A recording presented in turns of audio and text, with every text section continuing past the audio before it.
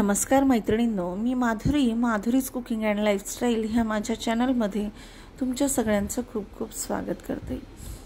तर आज आपण महाशिवरात्री स्पेशल रताळ्याचे गोड काप आणि रताळ्याचा खमंग असा किस करणार आहोत। तर अतिशय झटपट होणारी रेसिपी आहे, खायला देखील एकदम मस्त लागते। चला तर मग आपण सुरुवात करूया।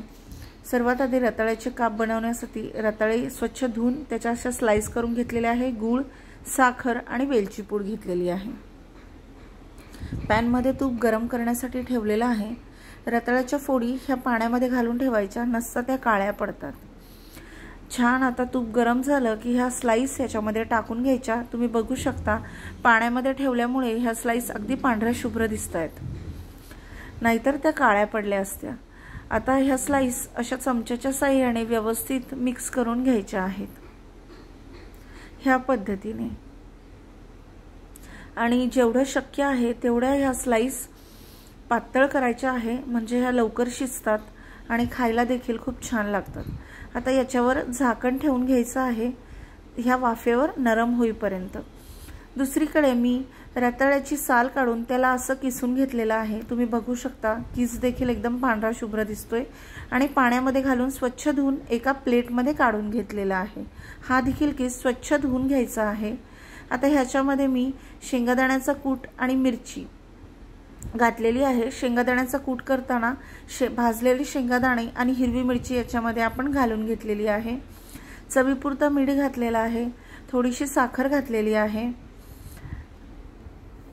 आता ह्याच्यामध्ये मी लिंबाचा रस देखील घालून घेतलेला आहे। आता हे छान हाताच्या साहाय्याने सगळं एकजीव व्यवस्थित मिक्स करून घ्यायचं आहे। शेंगदाण्याचा कूट हा असा ओबडधोबडच काढायचा आहे आणि शेंगादाणे भाजून शेंगादाण्याचा कूट करून घ्यायचा आहे। आता हे असं छान मिक्स करून घ्यायचं आहे। तुम्ही बघू शकता हे व्यवस्थित मिक्स झालेलं आहे सर्व साहित्य। पॅन मध्ये मी तूप गरम करायला ठेवलेलं आहे। आता तूप छान गरम झालं की ह्याच्यामध्ये हे सगळं मिश्रण एकत्र घालून घ्यायचं आहे।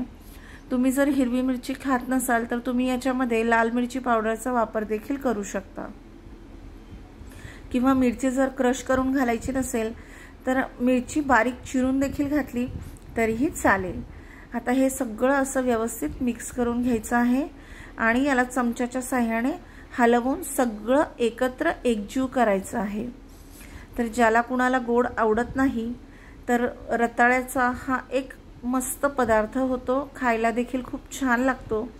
तुम्ही दह्यासोबत याला खाऊ शकता। तर एकीकडे आपण हा रताळ्याचा किस करतोय, दुसरीकडे आपल्या रताळ्याचे काप देखील आता वाफेवर शिजत आहे।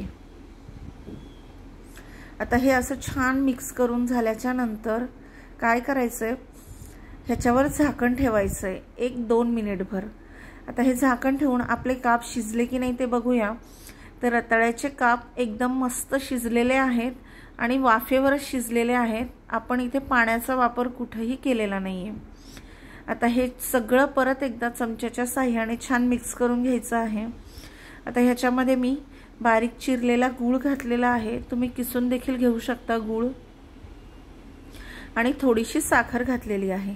तुम्हाला जर साखर नको असेल तर तुम्ही पूर्ण गुळाचा वापर देखील करू शकता, पण अर्धा गूळ आणि अर्धी साखर घातली की याला खूप छान चव येते।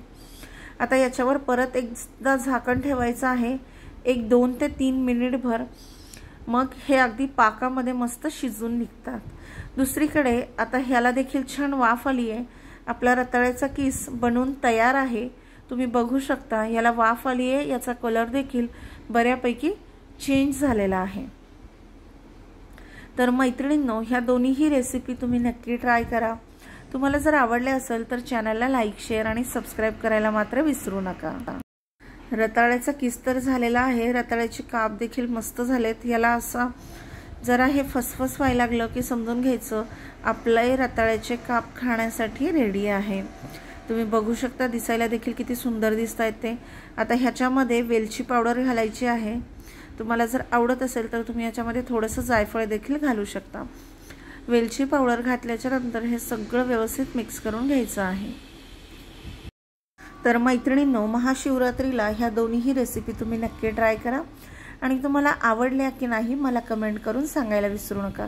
तर बाउलमध्ये आपण हे सर्व करून घेतलेलं आहे, तुम्ही बघू शकता। तर मैत्रिणींनो, ही रेसिपी नक्की ट्राय करा। भेटूया पुढच्या रेसिपीमध्ये। धन्यवाद।